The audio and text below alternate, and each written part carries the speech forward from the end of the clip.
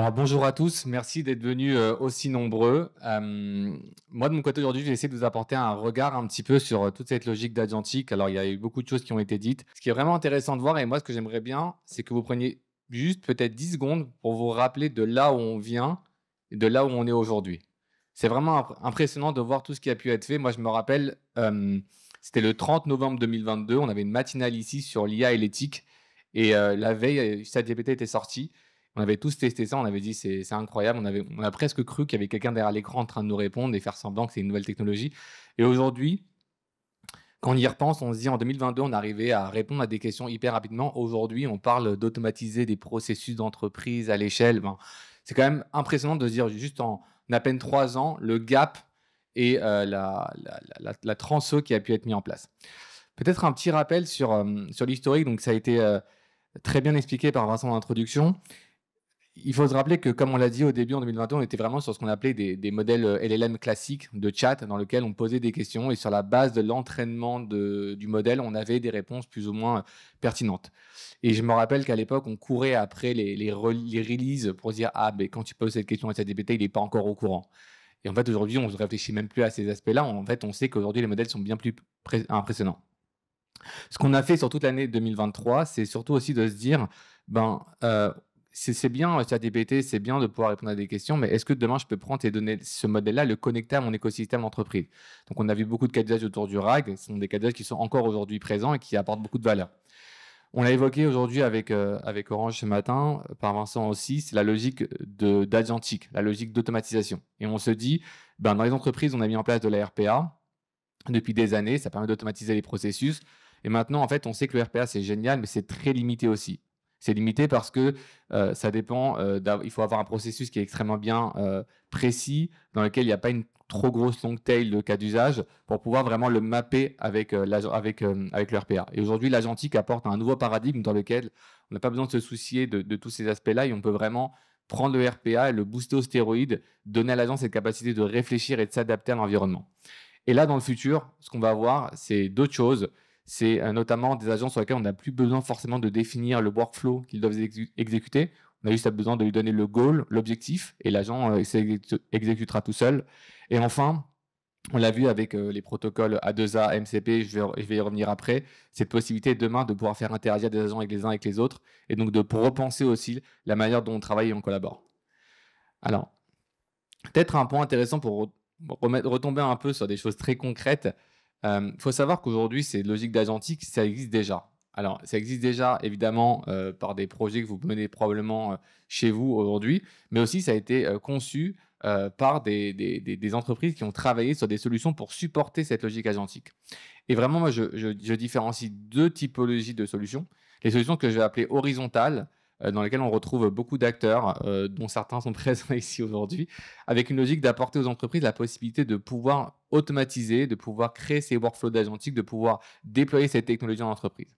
Et puis, on va retrouver une autre catégorie qui est aussi très intéressante et qui traduit aussi un petit peu cette dualité qu'on a sur le marché, c'est les acteurs qui sont très verticaux. Donc, je pense le cas d'usage le plus connu aujourd'hui, celui qui a vraiment montré des résultats impressionnants, c'est toute la logique autour du code. Donc, vous avez peut-être testé, en tout cas, vous avez forcément entendu parler de ces technologies qui aujourd'hui soit vous assistent dans du code pour coder plus vite, avec des promesses de productivité de l'ordre de 20 à 30%, des migrations de code qui prennent 2 fois moins de temps à être exécutées, des logiciels comme Lovable, par exemple, qui viennent sortir une nouvelle release il y a quelques jours, dans lequel on peut complètement automatiser la production d'une application, ce qu'on appelle le vibe coding aujourd'hui, c'est le nouveau terme qu'on entend. Donc c'est impressionnant de voir aussi que vraiment on va avoir à la fois deux choses à aller surveiller. Au niveau de l'entreprise, des solutions qui vont permettre de pouvoir de manière transverse apporter de la valeur aux collaborateurs. Et puis au niveau de certaines fonctions d'entreprise, de voir qu'on peut aller très en profondeur dans le mapping et de l'automatisation des processus. Ce qui veut par contre, voilà, une phrase, très connue, je crois que ça vient de Spider-Man, mais mais c'est une phrase qui est assez vraie, c'est, que quand on a des grands pouvoirs, il y a aussi des grandes responsabilités.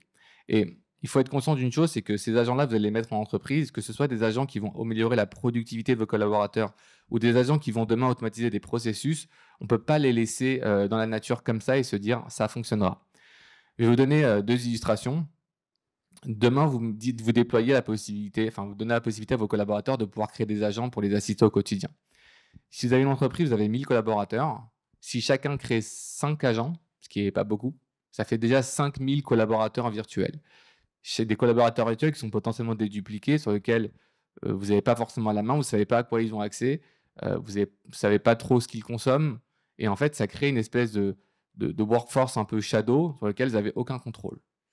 Et l'autre côté, si demain vous vous dites: «Ben, très bien, je vais redéfinir des processus d'entreprise, je vais réinventer le travail grâce aux agents, je vais déléguer aux agents certains processus clés d'entreprise» et que demain vous dites: «C'est bon, c'est super, on m'a dit que c'est génial, pas besoin de vérifier». Ben, en fait, quelque part, vous avez délégué à quelqu'un auquel vous avez aucun contrôle des processus qui sont extrêmement clés, importants pour votre entreprise. Donc c'est pour ça que c'est très important que ce soit au niveau de l'outil de productivité individuel ou que ce soit au niveau de la redéfinition du processus, de garder en tête qu'il y a un besoin de contrôle et un besoin de contrôle, accru. Et ce besoin de contrôle-là, moi j'aime non, non, ce besoin de contrôle-là, moi j'aime bien le ranger dans 4 grandes catégories qui sont, à mon sens, très importantes, pour pouvoir vraiment comprendre les enjeux de ces catégories. Donc il va y avoir ce qu'on appelle la viabilité économique, parce que vous savez, ce sont des modèles sur lesquels on consomme et on paye à la consommation. C'est plus vous consommez, plus, vous payez et donc si vous faites parfois peut-être un peu trop rapidement les choses, vous allez vous retrouver avec des workflows qui vont vous coûter tellement cher qu'au final, ça vaut peut-être pas le coup, d'automatiser avec de l'IA.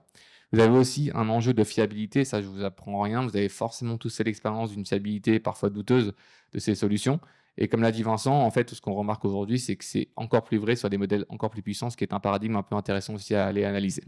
Vous avez les enjeux de sécurité. Mettre un chatbot sur votre site, ben, c'est créer une brèche quelque part, et j'y reviendrai. Et enfin, tous les enjeux de compliance, et ça aussi, l'actualité nous a montré à quel point c'est pas si évident que ça.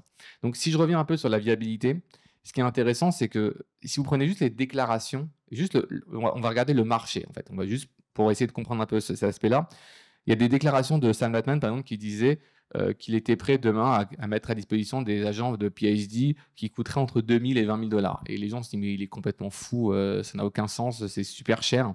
Et en fait, ça traduit une chose, c'est que ça traduit que plus on va monter en complexité, en tout cas aujourd'hui, plus en fait les agents vont réfléchir et quand ils réfléchissent, ça coûte de l'argent.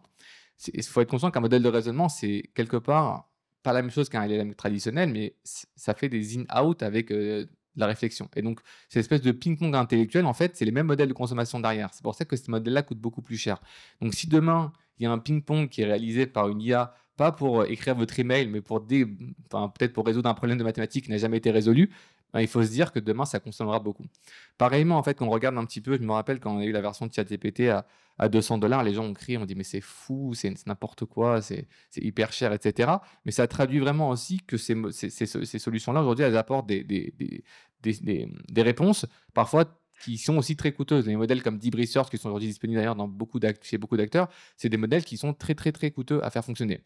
Donc, c'est aussi important de vous dire, vous, en entreprise, quand demain vous intégrez ces systèmes-là, de bien penser à l'aspect FinOps, parce que ça peut très rapidement, en fait, partir en vrille, parce que justement, on ne s'est pas posé la question de quels sont les usages et comment, en fait, on peut les monitorer.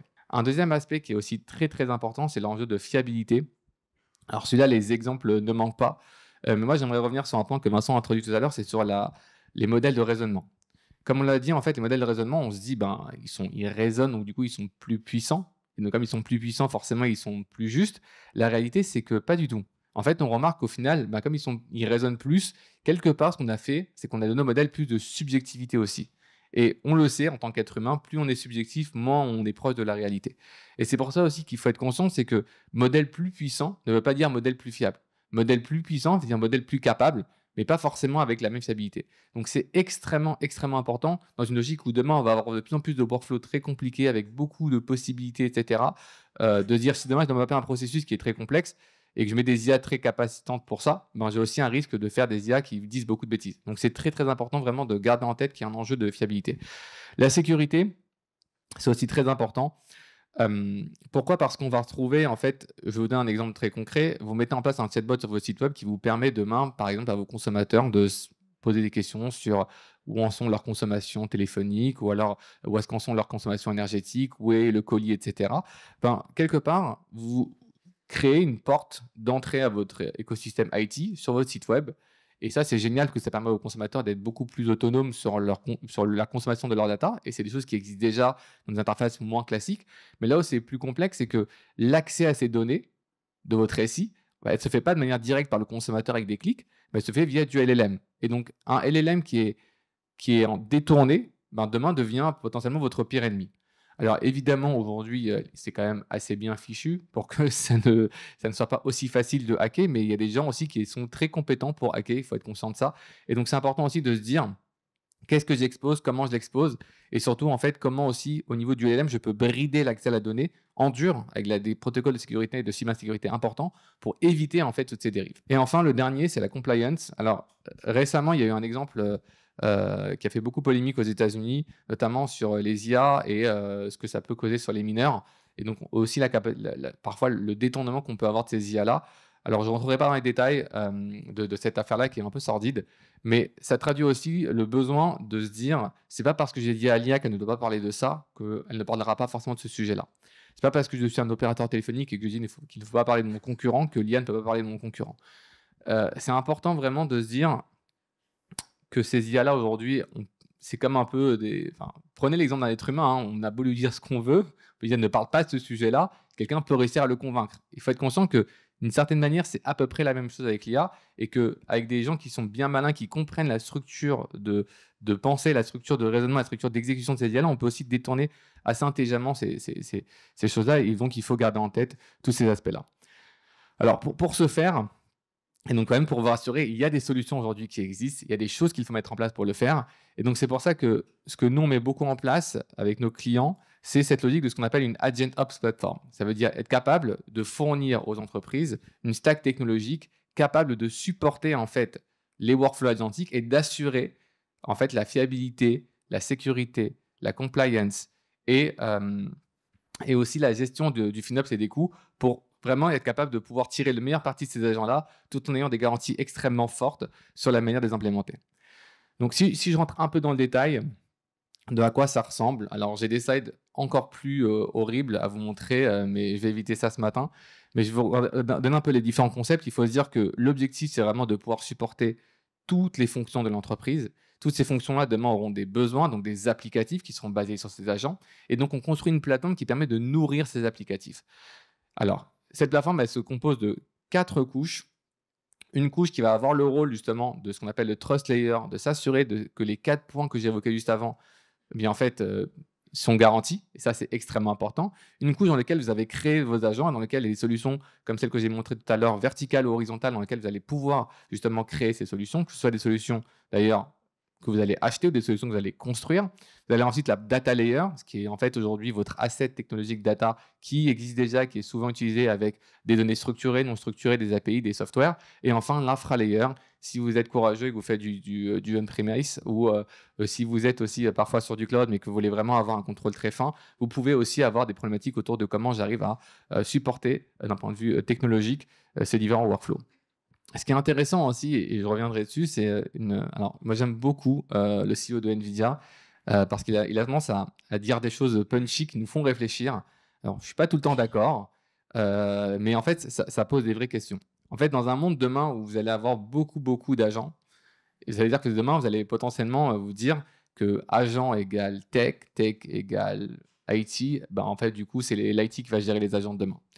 Et en fait, ça pose une vraie question parce que si demain, le département IT devient le département RH des agents, je ne sais pas pour vous, mais si demain, je vous rajoute 4000 collaborateurs, je pense que vous allez resizer votre équipe RH. Et pas demain forcément garder la même équipe RH. Et en fait, si on prend ce paradigme-là, on le garde et on le translate dans l'organisation IT, ça veut dire que demain, il faudrait multiplier la taille de l'IT par 3 ou par 4. Alors, c'est peut-être pas une mauvaise idée, hein, je ne dis pas ça, mais je me dis qu'il y a peut-être plus intelligent et plus efficient en termes de setup pour garantir qu'en fait, cette transition vers l'agentique se fait sans douleur. Le premier point, c'est de se dire, je pense que c'est une hérésie de penser que c'est à l'IT de garantir toutes ces pratiques autour de l'agentique pour une simple et bonne raison, c'est que on le voit, l'agentique touche à des questions métiers et donc forcément, il y a de l'expertise métier qui est nécessaire. Si demain, vous mettez un chatbot sur votre site web et que votre chatbot dit des bêtises, ben, la personne de l'IT vous dira l'applicatif IT fonctionne, je vois que le temps de latence est bon, quand je ouvre la fenêtre, ça se déclenche, donc je ne comprends pas. Et il a raison, ce n'est pas son rôle de comprendre pourquoi le chatbot dit des bêtises. Potentiellement, c'est la data qui n'est pas bonne, potentiellement, c'est le prompt que vous avez mis dans l'agent qui n'est pas bon, potentiellement, c'est l'API qui envoie des bêtises, mais en fait, ce n'est pas l'IT d'être garant de ça. Et c'est pour ça que c'est très important de se dire qu'il y a des responsabilités qui doivent être partagées entre, d'un côté, l'IT qui garantit l'applicatif, de l'autre côté, la data team qui garantit toute la partie modèle, toute la partie prompt, toute la partie accessibilité à la solution. Et enfin, la partie métier qui, elle, doit être garante du fait que même si ça fonctionne, en fait, ça marche aussi et que les réponses sont pertinentes. Et c'est cette organisation, comme l'a dit Vincent en introduction, cette nouvelle gouvernance qui permet en fait de pouvoir intégrer ces agents dans l'entreprise qui est extrêmement importante à être mise en place. Et enfin, un dernier point, parce qu'on l'a beaucoup évoqué, parce que vous l'entendez beaucoup, c'est qu'est-ce qu'on va avoir demain? Enfin, la vraie question, c'est de se dire, aujourd'hui, j'ai l'impression qu'on peut faire déjà beaucoup de choses. C'est quoi la next step de demain? Alors, Alexis l'a dit tout à l'heure, alors il y a beaucoup d'applicatifs chez vous, vous n'avez pas forcément du MCP partout. Par contre, ce qui est certain, c'est que vous allez très souvent utiliser les mêmes sortes de données pour différents cas d'usage. Et si demain, vous vous dites, du coup, à chaque fois que je vais utiliser une source de données, je vais devoir expliquer à l'algorithme comment l'utiliser, vous perdez en standardisation et surtout, quelque part, vous donnez un peu plus de subjectivité à l'algorithme, à la manière d'utiliser ces différentes sources de données. Et donc, la réponse du MCP, c'est de se dire comment je peux fiabiliser, standardiser l'accès à mes assets data et également demain, comment je peux les contrôler. On parlait de la sécurité tout à l'heure. Alors aujourd'hui, le MCP, c'est un gruyère à sécurité. C'est clairement pas encore sécurisé, mais ça va dans le sens de se dire j'arrive à mettre en place des couches qui permettent de garantir la sécurité et qui permettent de garantir la facilité de l'accès avec une fiabilité accrue. On a entendu aussi parler par Google, notamment au Next, il y a 2 semaines maintenant, du protocole A2A, qui vient répondre à une autre problématique et de se dire le MCP, ça permet de standardiser les communications entre les agents et la data. Et A2A, qui n'est pas encore un protocole qui est complètement accepté par, on va dire, l'intégralité du marché, c'est un protocole qui est assez nouveau. D'ailleurs, il y a des concurrents qui se sont positionnés dessus. C'est un protocole qui permet de pouvoir faire collaborer des agents entre eux. Parce qu'on l'a dit tout à l'heure, il y a un enjeu de gouvernance, un enjeu de collaboration entre humains et agents, mais aussi entre agents et agents. Demain, un agent, je ne sais pas moi, par exemple, d'une plateforme de réservation de billets d'avion peut communiquer avec une plateforme de compagnie aérienne pour réserver des billets d'avion. Et donc demain, si chacun déploie des agents, il faut être conscient que ces agents ne peuvent pas fonctionner avec les mêmes interfaces que nous, humains, fonctionnons. Et donc, il faut redéfinir cette façon de travailler. Et ça passe aussi par des questions technologiques comme ces 2 protocoles-là. Voilà, donc c'était quelques éléments que je voulais vous présenter moi ce matin. Évidemment, il y a encore 2 interventions et on reviendra forcément sur ces aspects-là durant la table ronde. Et donc, je vais laisser la parole à nos amis de Sanofi et... Très bien.